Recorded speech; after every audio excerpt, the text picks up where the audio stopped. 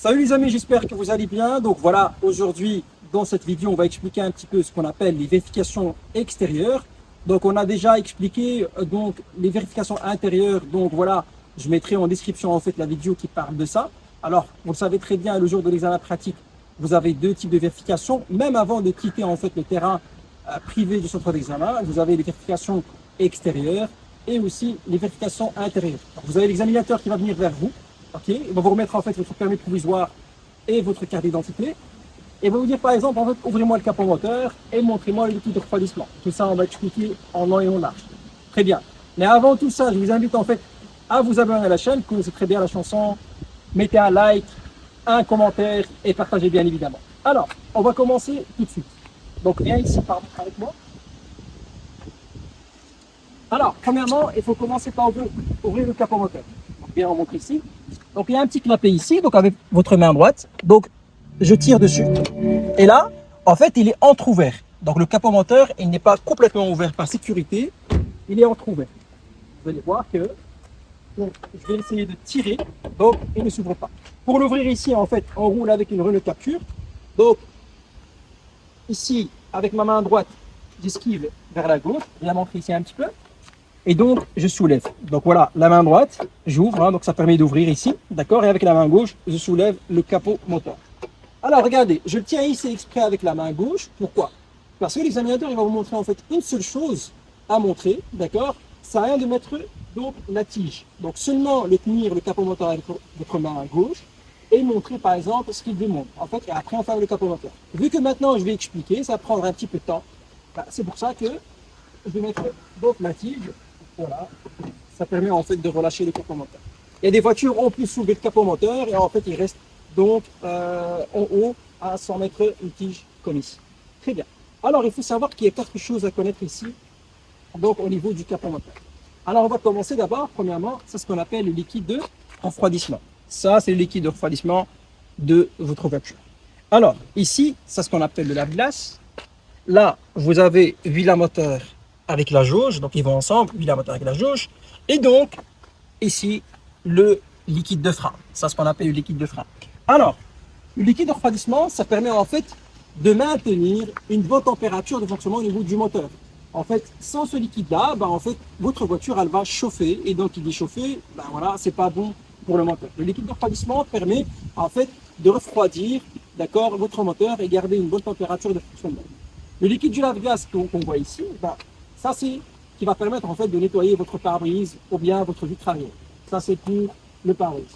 L'huile à moteur, donc vous connaissez très bien en fait que dans un moteur il faut de l'huile, d'accord? L'huile à moteur, ça permet de refroidir le moteur, nettoyer le moteur et lubrifier le moteur.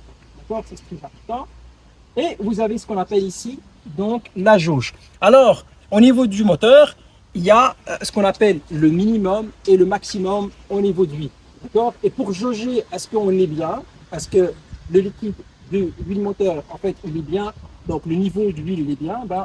On vérifie avec ce qu'on appelle ici la jauge. Et pour le faire, qu'est-ce qu'on dit? En fait, vos moteurs qui soient à froid et que la voiture elle est sur un terrain plat. Ça, c'est très important. Alors, le liquide de frein, c'est ici. D'accord? Alors, quand vous appuyez sur la pédale de frein, en vérité, vous appuyez sur ce liquide-là. C'est un liquide incompressible, en fait, qui va venir appuyer vos freins sur vos freins et qui permet d'arrêter votre voiture. Très important. Alors, combien on a dit? Il y a 4 choses à connaître. Donc, liquide de refroidissement, le lave-glace, l'huile à moteur avec la jauge. Donc, s'il demande l'huile à moteur, vous montrez l'huile à moteur. S'il vous demande comment vérifier le niveau d'huile à moteur, vous dites avec la jauge tout simplement. Et ici, vous avez ce qu'on appelle donc le liquide de frein. D'accord? Ça, c'est les 4 choses à connaître. Il ne faut pas raconter votre vie. Ça, c'est très important. D'accord? Il vient chez vous, il vous dit, voilà, ouvrez le capot moteur, on ouvre le capot moteur, montrez-moi le liquide de refroidissement. Il est là, et ils vont vous dire, c'est bon, ok, fermez le capot moteur. Alors moi, je vais fermer le capot moteur ici. Tac, je remets la tige à sa place. Et quand on veut fermer le capot moteur, toujours vers voire 10 cm et lâcher d'un coup sec. Et on vérifie que c'est fermé. Voilà. Tu peux venir par ici. Très bien.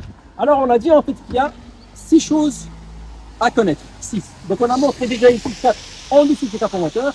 Et il reste 2. Et les 2 qui restent, ce sera la pneumatique en fait, sur les roues. Alors, très important. Une question qu'on peut avoir concernant les roues, l'examinateur, il peut te demander en fait comment on fait pour vérifier donc la pression des pneus. Alors, on vérifie la pression des pneus, donc via la pipette ici, que vous voyez ici, d'accord? C'est là qu'on met en fait l'air pour gonfler, la pipette. Et pour savoir la pression que je dois mettre au niveau de mon pneu, bah, je dois vérifier donc soit au niveau de trois choses. Soit le manuel de la voiture, ou bien la trappe du réservoir du carburant, ou bien dans la portière côté conducteur. Dans ma voiture ici, ça se trouve au niveau donc, de la portière côté conducteur. Vous avez une étiquette en fait, voilà, et vous dites pour connaître la pression que je dois mettre, ben, je dois vérifier au niveau de l'étiquette ici. Et donc on voit un petit peu à l'avant combien on va mettre et à l'arrière. À l'avant vous avez 2,3 bar et à l'arrière vous avez 2,1 bar. D'accord, ça c'est la pression. Voilà. Alors, comme je dis toujours, il ne faut pas raconter votre vie. On dit, on vérifie la pression via la pipette. Et pour connaître la pression, on doit vérifier au niveau de l'étiquette qui se trouve au niveau portière côté conducteur. Très bien. On va revenir par là. Voilà. La dernière chose qu'on peut avoir, enfin la dernière question qu'on peut avoir, tout simplement, comment vérifier donc l'état ou bien l'usure du pneu. Alors, pour l'usure du pneu, qu'est-ce qu'on dit? On vérifie d'abord en fait le flanc du pneu, c'est ce qu'on appelle le flanc, d'accord? Qu'il n'y a pas de déchirure et qu'il n'y a pas d'hernie. C'est quoi une hernie? Bah, il y a une bosse, d'accord? Très bien. Bah, vous savez très bien, on touche donc les bordures et tout, il peut y avoir des déchirures ou bien des hernies. Donc risque d'éclatement du pneu. Très bien. Ça, c'est ce qu'on appelle le flanc. On vérifie au niveau du flanc, comme j'ai dit, hein, qu'il n'y a pas de déchirure et qu'il n'y a pas d'hernie, qu'il n'y a pas de bosse. Très bien. Et alors ici, vous avez ce qu'on appelle la bande de roulement. C'est quoi la bande de roulement? C'est celle-là qui sera en contact permanent avec la chaussée. D'accord? Alors, pour vérifier la bande de roulement, qu'est-ce qu'on dit? On vérifie via le témoin d'usure. Et le témoin d'usure, à chaque fois, vous avez une indication ici. TWI, chaque 30 cm plus ou moins, vous avez à chaque fois, comme ici, TWI. Ça, c'est l'indicateur. Donc, il est là. Hein, donc, je ne sais pas si on le voit ici. On ne le voit pas très bien dans la caméra ici. Hein, donc, une indication. Des fois, vous trouvez un triangle, par exemple. Ça indique donc l'emplacement de votre témoin d'usure. Et c'est quoi le témoin d'usure?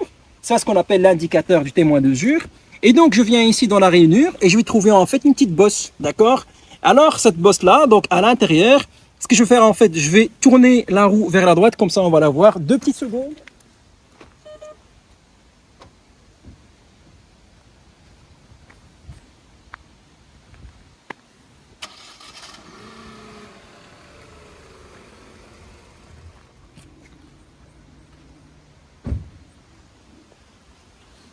Donc voilà, comme ça, on la voit mieux, d'accord? Voilà, c'est ce qu'on appelle le témoin d'usure. Vous voyez ici, c'est ce qu'on appelle le témoin d'usure. Pour trouver un témoin d'usure, donc il y a l'indicateur TWI, ça représente mes témoins d'usure. Et alors, le témoin d'usure, ça permet en fait de savoir, hein, c'est quoi la profondeur minimale. La profondeur minimale, c'est 1,6 mm. Et donc, à force de rouler, la bande de roulement, elle va s'user, elle va s'effacer au fur et à mesure. Et quand ça arrive à hauteur de votre témoin d'usure, qui est là, c'est-à-dire que le pneu il est plus bon, il faudra le changer parce qu'il n'y a plus d'adhérence et vous avez un risque d'aquaplaning ou bien d'aquaplanage. Donc, je récapitule en fait. Concernant le pneu, vous aurez deux questions. Enfin, vous pouvez avoir deux questions, soit la pression, soit l'usure. La pression, je vérifie le flanc, pas d'hernie, pas de déchirure. Et donc, au niveau de la bande de roulement, que là, la profondeur minimale est 1,6 mm et qu'on peut vérifier via le témoin d'usure. Lorsque la bande de roulement arrive au même niveau que le témoin d'usure, il faudra changer le pneu. Il est plus bon, il n'y a aucune adhérence. D'accord? Et alors, concernant la pression des pneus, je vérifie via la pipette. Toujours vérifier, ça j'ai oublié de le dire, vérifier la pression de mes pneus.